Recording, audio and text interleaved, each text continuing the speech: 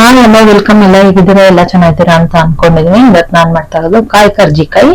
ಇದು ಗಣಪತಿ ಹಬ್ಬಕ್ಕೆ ವಿಶೇಷವಾದ ಕರ್ಜಿಕಾಯಿ, ಅಂದ್ರೆ ಗಣಪತಿಗೆ ಪ್ರಿಯವಾದ ಕರ್ಜಿಕಾಯಿ ಅಂತ ಅಂತಾರೆ. ಕಡುಬು, ಕರ್ಜಿಕಾಯಿ ಇವೆಲ್ಲ ಪ್ರಿಯವಾದ ಇಡ್ಲಿನ ಸಮೇತ ಎಷ್ಟು ತರ ಮಾಡಿಟ್ರು ಗಣಪತಿಗೆ ಎಷ್ಟು ತರ ಮಾಡಿಟ್ರು ಪ್ರಿಯವಾಗಿ ಇದೆ. ಹಂಗಾಗಿ ಇದನ್ನ ಮಾಡಿ ನೈವೇದ್ಯ ಮಾಡ್ತಾರೆ. ಇವಾಗ ಹೇಗ್ ಮಾಡೋದು, ಏನೇನ್ ಪದಾರ್ಥಗಳು ಬೇಕು ಹೇಳ್ತೀನಿ ನೋಡಿ. 1 ಬಟ್ಲು ಮೈದಾ ತಗೊಂಡಿದೀನಿ, ಅರ್ಧ ಬಟ್ಲು ಚಿರೋಟಿ ರವೆ ತಗೊಂಡಿದೀನಿ, 2 ಕಾಯಿ ತಗೊಂಡಿದೀನಿ, ಮತ್ತೆ ಬೆಲ್ಲ ತಗೊಂಡಿದೀನಿ. ಬನ್ನಿ ಹಿಟ್ಟು ಕಲಿಸ್ಬಿಟ್ಟು ಮತ್ತೆ ಕಾಯಿ ಹುರಿಯೋದು ಹೇಗೆ ಅಂತ ತೋರಿಸ್ತೀನಿ ನಾನು. ನೋಡಿ, ಮೈದಾನ ಜಲಿಸ್ಕೊಂಡ್ಬಂದಿದೀನಿ. ಹಿಟ್ಟನ್ನ ಅಂಗಡಿ ಹಿಡ್ಕೊಂತಾರೆ ಅಂತಾರಲ್ಲ, ಜಲಿಸ್ತಾರಲ್ಲ, ಆ ತರ ಮಾಡ್ಕೊಂಡ್ಬಂದಿದೀನಿ. ಇವಾಗ ಚಿರೋಟಿ ರವೆ ಹಾಕಂತ ಇದೀನಿ. ಏನಕ್ಕೆ ಮೇಡಮ್ ಚಿರೋಟಿ ರವೆ ಹಾಕಂತ ಇದೀರ ಅಂತ ಕೇಳ್ಬೋದು. ಕ್ರಿಸ್ಪಿ ಆಗಿ ಬರುತ್ತೆ, ಆಮೇಲೆ ಮೆತ್ತಗಾಗಲ್ಲ ಅನ್ನೋ ಒಂದು ಉದ್ದೇಶವಾಗಿ ಚಿರೋಟಿ ರವೆ ಹಾಕಂತ ಇದೀನಿ.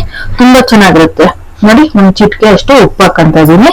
ಉಪ್ಪು ಹಾಕಿದ್ರೆ ಸಿಹಿ ತಿಂಡಿಗಳಿಗೆ ಲೈಟ್ ಆಗಿ ಉಪ್ಪು ಹಾಕಿದ್ರೆ ಟೇಸ್ಟ್ ಚೆನ್ನಾಗಿ ಬರುತ್ತೆ ಅಂತ ಹೇಳಿ ಉಪ್ಪು ಹಾಕ್ತಾ ಇದೀನಿ ನಾನು. ಇವಾಗ ತುಪ್ಪ ಹಾಕ್ತಾ ಇದೀನಿ.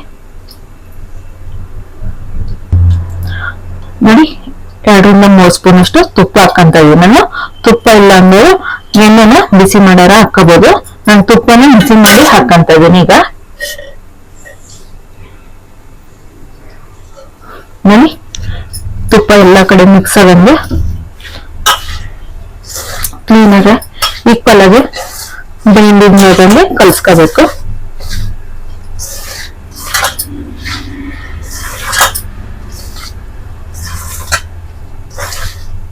ನಿಮ್ಮ ಮನೆಗಳಲ್ಲಿ ನೀವು ಯಾವ ರೀತಿ ಮಾಡ್ತೀರಾ ಆ ರೀತಿ ಮಾಡ್ಬೋದು. ನಾನ್ ಮಾಡೋದು ಈಸಿಯಾಗಿ ನಿಮಗೆ ತೋರಿಸ್ತಾ ಇದ್ದೀನಿ. ಸಿಂಪಲ್ ಆಗಿ ಈಸಿಯಾಗಿ ಮಾಡ್ಬೋದು. ಹಿಟ್ಟು ನೆನೆಬೇಕು ಅಷ್ಟೇ. ಚಿರೋಟಿ ರವೆ ಹಾಕಿರ್ತೀವಲ್ಲ, ಸ್ವಲ್ಪ ಹಿಟ್ಟು ನೆಂದ್ರೆ ಸಾಕು. ನೋಡಿ, ತುಂಬಾ ಜಾಸ್ತಿ ನೀರ್ ಹಾಕಬೇಡಿ, ಸ್ವಲ್ಪ ನೀರ್ ಹಾಕೊಂಡು ಹಿಟ್ಟು ಕಲಸಿ. ಚಪಾತಿ ಹಿಟ್ಟಿನ ಅದಕ್ಕೆ ಬಂದ್ರೆ ಸಾಕು, ಚಪಾತಿ ಹಿಟ್ಟು ಅದು ಬಂದ್ರೆ ಸಾಕು.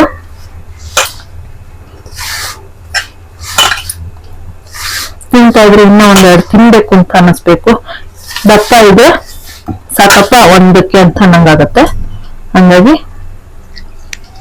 ಆದಷ್ಟು ತೆಳ್ಳಗೆ ಕರ್ಕೊಬಿಟ್ಟು ಆಮೇಲೆ ಕರ್ಜಿಕಾಯಿ ಹೊತ್ತೋಣ. ತೋರಿಸ್ತೀನಿ ನಿಮ್ಗೆ ಕರ್ಕೊಳ್ಳೋದು ಹೇಗೆ ಅಂತ.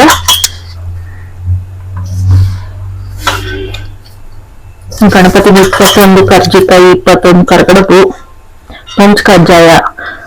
ನಾನು ಸಿಹಿ ಕಡುಬು ಮಾಡಿರೋ, ಉಸಿರು ಕಡುಬು ಮಾಡಿರೋದು ನಾನು ಫಸ್ಟೇ ವಿಡಿಯೋ ಹಾಕಿದ್ದೀನಿ ನಾನು ನಿಮಗೆ ಫಸ್ಟ್. ಅದು ಲಿಂಕ್ ಇದೆ ನೋಡಿ.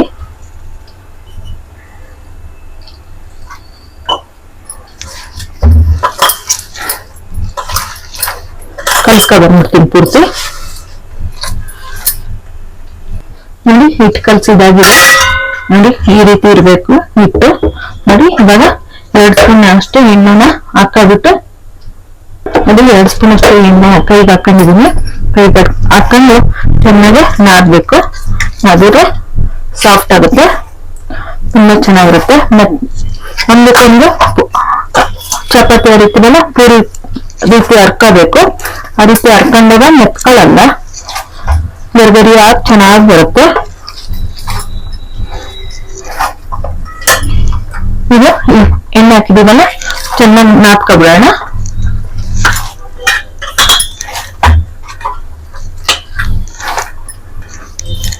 ವಿಡಿಯೋನ ಎಲ್ಲ ಸ್ಕಿಪ್ ಮಾಡಿದ್ರೆ ಪೂರ್ತಿ ನೋಡಿ ಅರ್ಥ ಆಗುತ್ತೆ ನಿಮಗೆ.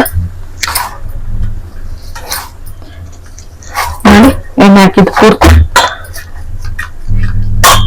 ಹೀರ್ಕೊಳ್ತಿದೆ. ಹಿಟ್ಟು ನೆನೆಯುತ್ತೆ ನೋಡಿ, ಕೈಗೆ ಅಂಟುತ್ತಾ ಇಲ್ಲ. ಇದಕ್ಕೆ 1 ಬಟ್ಲು ಇಲ್ಲ ತಟ್ಟೆ ಏನಾರು ಮುಚ್ಚಿಟ್ಬಿಡ್ತೀನಿ. ಸ್ವಲ್ಪ ಹಿಟ್ಟು ನೆನೆಯಷ್ಟಿಗೆ ಕಾಯಿ ಹುರ್ಕೊಬರೋಣ. ನೋಡಿ, ಹಿಟ್ಟು ಕಲ್ಸಿದಾಗಿದೆ. ಕಾಯಿನ ಹುರ್ಕೊಳ್ಳೋಣ ಇವಾಗ. ಬನ್ನಿ, ಕಾಯಿ ಹುರಿಯೋದು ಹೇಗೆ ಅಂತ ತೋರಿಸ್ತೀನಿ. ನೋಡಿ, ಬಾಂಡ್ಲಿ ಇಟ್ಟಿದ್ದೀನಿ. ಬಾಂಡ್ಲಿಗೆ ಕಾಯಿ ಹಾಕೊಂತ ಇದೀನಿ. ಬಾಂಡ್ಲಿ ಕಾದಿದೆ.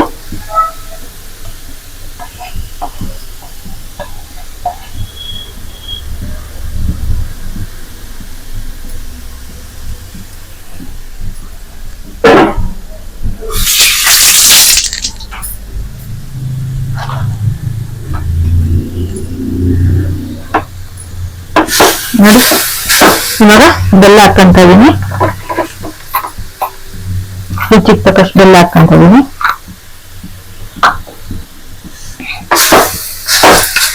ಉರಿ ಸಣ್ಣ ಇಟ್ಕೊಂಡು ಫ್ರೈ ಮಾಡ್ಕೊಳ್ಳಿ. ಬೆಲ್ಲದ ಹಿಂದೆ ಕರಗ್ಬೇಕಲ್ಲ, ಹಂಗಾಗಿ ಉರಿ ಸಣ್ಣ ಇಟ್ಕೊಂಡು ಫ್ರೈ ಮಾಡ್ಕೊಳ್ಳಿ.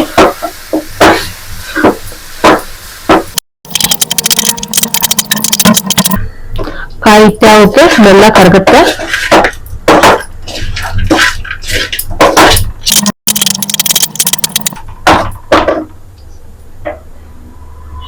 ಉರಿ ಜೋರ್ ಮಾಡ್ತೇವೆ.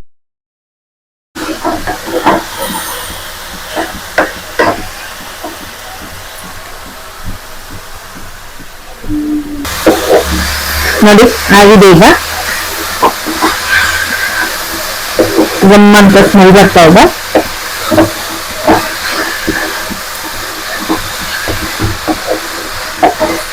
ನೋಡಿ ಬಣ್ಣನೂ ಚೇಂಜ್ ಆಗ್ತದೆ.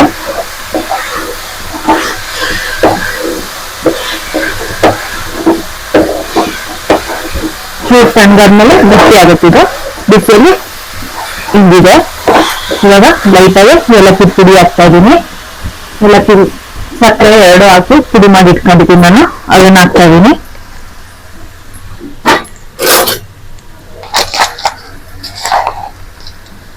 ನೋಡಿ ಏಲಕ್ಕಿ ಸಕ್ಕರೆ ಪುಡಿ ಮಾಡಿ ಇಟ್ಕೊಂಡಿರೋದು ಹಾಕ್ತಾ ಇದೀನಿ.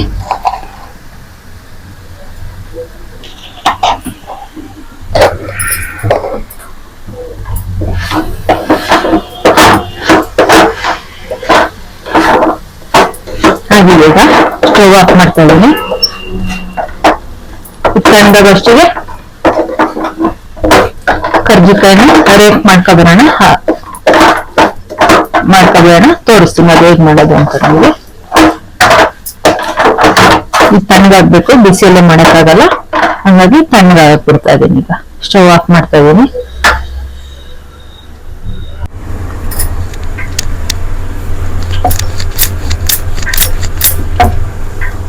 ಹಿಟ್ಟು ಹಚ್ಕೊಂಡು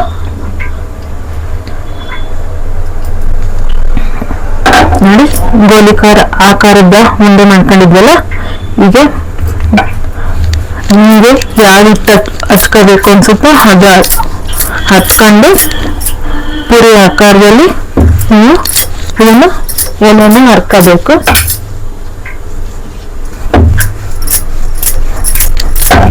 ಅಕ್ಕಿ ಹಿಟ್ಟು ಬೇಕಂದ್ರೆ ಅಕ್ಕಿ ಹಿಟ್ಟು ಮಾಡ್ಬೋದು, ನಾನು ಮೈದಾ ಹಿಟ್ಟು ಬೇಕಂದ್ರೆ ಮೈದಾ ಹಿಟ್ಟಲ್ಲಿ ಮಾಡ್ಕೋಬೋದು. ನಾನು ಮೈದಾ ಹಿಟ್ಟನ್ನು ಪೂರಿ ಆಕಾರದಲ್ಲಿ ಹರ್ಕೊಂತ ಇದೀನಿ. ನೋಡಿ ಇದಾಗಿದೆ. ಇವಾಗ ನೋಡಿ ಇವಾಗ ಒಂದು ಅರ್ಧಿ ತೋರಿಸಿದೀನಿ. ನಾನು ಇಷ್ಟು ಅರ್ಧಿ ಇಟ್ಕೊಂಡಿದ್ದೀನಿ, ಅಂದ್ರೆ ಪೂರಿ ಆಕಾರದಲ್ಲಿ ಅರ್ಧಿ ಇಟ್ಕೊಂಡಿದ್ದೀನಿ ನಾನು. ಅಂದ್ರೆ ರಾಚಿ ಇಟ್ಕೊಳ್ಳೋದು ಅಂತಾರೆ, ಹರಿಯೋದು ಅಂತಾರೆ. ನೀವು ಯಾವ ರೀತಿ ಬೇಕಾದ್ರೂ ಆ ರೀತಿ ತಿಳ್ಕೊಬಹುದು.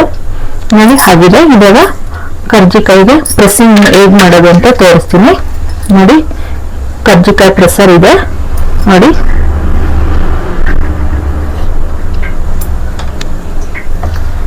ನೋಡಿ ಕರ್ಜಿಕಾಯಿ ಪ್ರೆಸ್ಸರ್ ಇದೆ, ಪ್ರೆಸ್ಸಿಂಗ್ ಮೇಲೆ ಹಾಕೊಂಡಿದ್ದೀನಿ.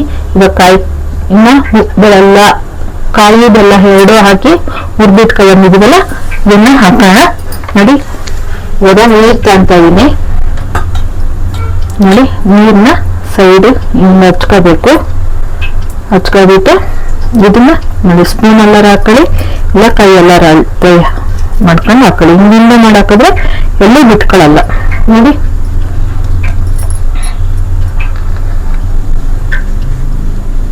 ನೋಡಿ ಈ ರೀತಿ ಬರುತ್ತೆ.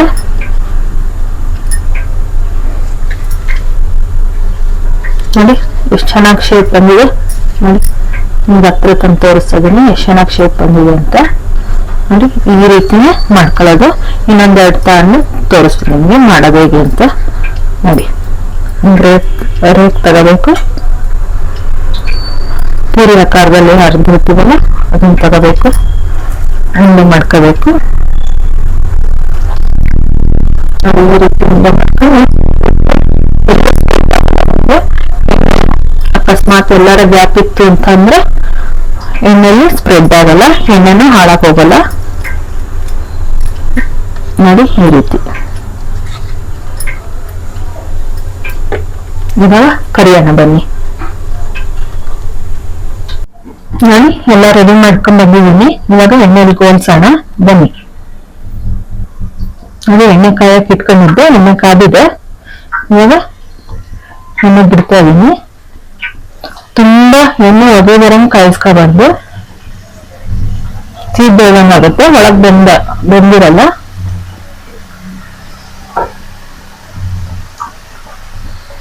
ಇವಾಗ ಅರ್ಧ ಹಾಕಿದೀನಿ, ಇನ್ನು ಅರ್ಧ ಇದೆ ಗೋಲ್ಸೋದು.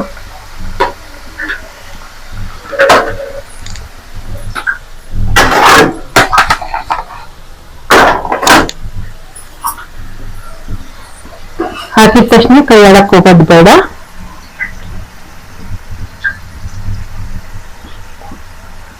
ಸ್ವಲ್ಪ ಗೋಲಿದ್ಮೇಲೆ ಈ ರೀತಿ ತಿರುವಾಕೋಣ. ನೋಡಿ, ಒಂದೊಂದೇ ಈ ರೀತಿ ತಿರುವಾಕೋಬೇಕು. ಗೋಲ್ಡನ್ ಬ್ರೌನ್ ಕಲರ್ ಆಗ್ಬೇಕು, ತುಂಬಾ ವೈಟ್ ಇದ್ದಂಗೆ ತೆಗಿಬೇಡಿ.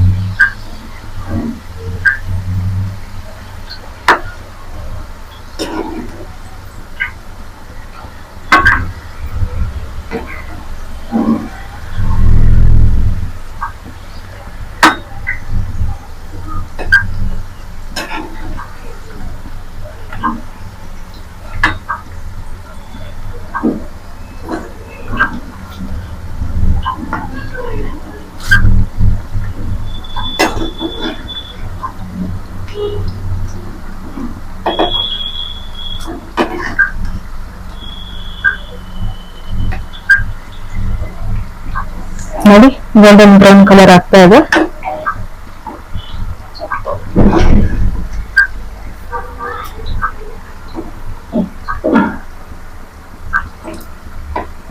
ಆಮೇಲೆ ಬೇಯಿಸುವಾಗ ಹುಷಾರಾಗಿ ಬೇಯಿಸಿ, ಎಣ್ಣೆ ಸಿಡಿಬಹುದು.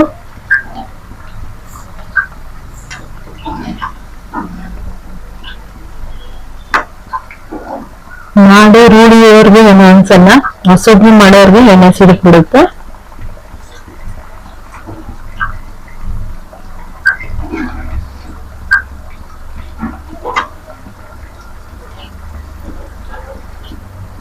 ಲೈಕ್ ಮಾಡಿ, ಶೇರ್ ಮಾಡಿ, ಸಬ್ಸ್ಕ್ರೈಬ್ ಮಾಡಿ, ಬೆಲ್ ಐಕಾನ್ ಒತ್ತಿ ನೋಟಿಫಿಕೇಶನ್ ಬರುತ್ತೆ.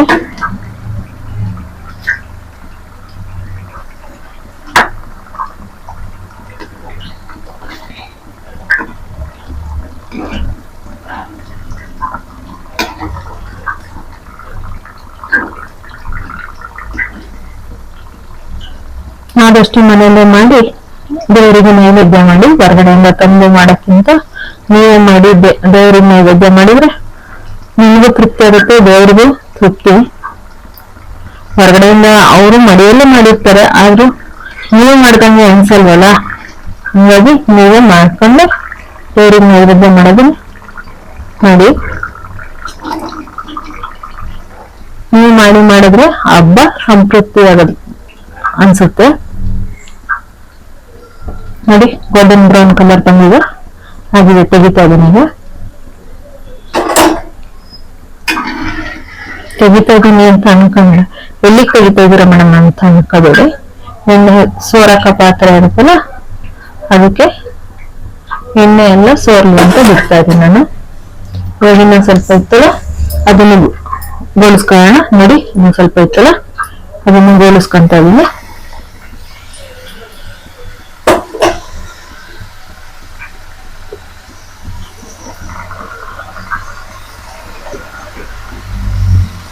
ತುಂಬಾ ದಪ್ಪ ಪುರಿ ಮಾಡ್ಕೊಂಡು ಅದು ಒಳಗೆಲ್ಲ ಮೆತ್ತಗೆ ಅನ್ಸುತ್ತೆ, ಹೊರಗೆ ಮಾತ್ರ ಗೋಲ್ ಇದ್ದಂಗೆ ಅನ್ಸುತ್ತೆ. ಈ ರೀತಿ ಮಾಡ್ಕೊಂಡ್ರೆ ಒಳಗೆ ಹೊರಗೆ ಎಲ್ಲ ಕ್ರಿಸ್ಪಿಯಾಗಿ ಬರುತ್ತೆ.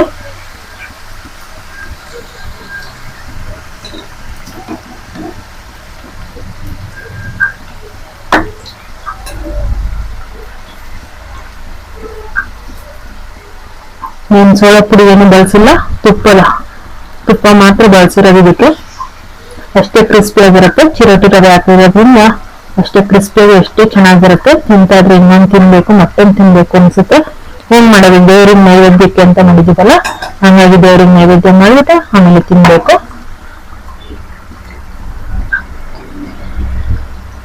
ಅವತ್ತಿನ ದಿವಸನೇ ಪೂಜೆ ಮಾಡ್ಬೇಕಾಗತ್ತಲ್ಲ, ಹಂಗಾಗಿ ಅವತ್ತಿನ ದಿವಸನೇ ಮಾಡಕ್ಕಾಗಲ್ಲ ಅಂತ ಮುಂಚೆನೆ ಮಾಡಿಟ್ಕೊಂತ ಇದೀವಿ.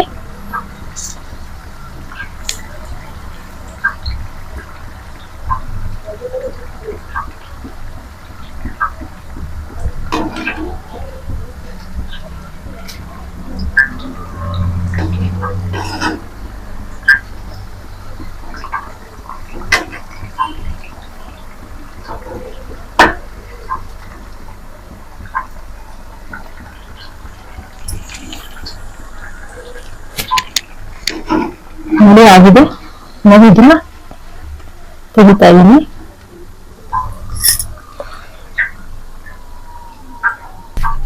ನೋಡಿ ಕಾಯಿ ಕರ್ಜಿಕಾಯಿ ಮಾಡಾಗಿದೆ. ದೇವರಿಗೆ ನೈವೇದ್ಯ ಮಾಡಿ ಆಮೇಲೆ ಟೇಸ್ಟ್ ಮಾಡೋಣ. ನೈವೇದ್ಯ ಮಾಡಿದ್ಬಿಟ್ಟು ಆಮೇಲೆ ಟೇಸ್ಟ್ ಮಾಡೋಣ. ಲೈಕ್ ಮಾಡಿ, ಶೇರ್ ಮಾಡಿ, ಸಬ್ಸ್ಕ್ರೈಬ್ ಮಾಡಿ, ಬೆಲ್ ಐಕಾನ್ ಒತ್ತಿ ನೋಟಿಫಿಕೇಶನ್ ಬರುತ್ತೆ. ಎಲ್ಲ ವಿಡಿಯೋನು ನೋಡಿ, ಯಾರು ಸ್ಕಿಪ್ ಮಾಡ್ಬೇಡಿ. ಎಲ್ಲ ವಿಡಿಯೋ ನೋಡಿ, ಲೈಕ್ ಮಾಡಿ, ಶೇರ್ ಮಾಡಿ.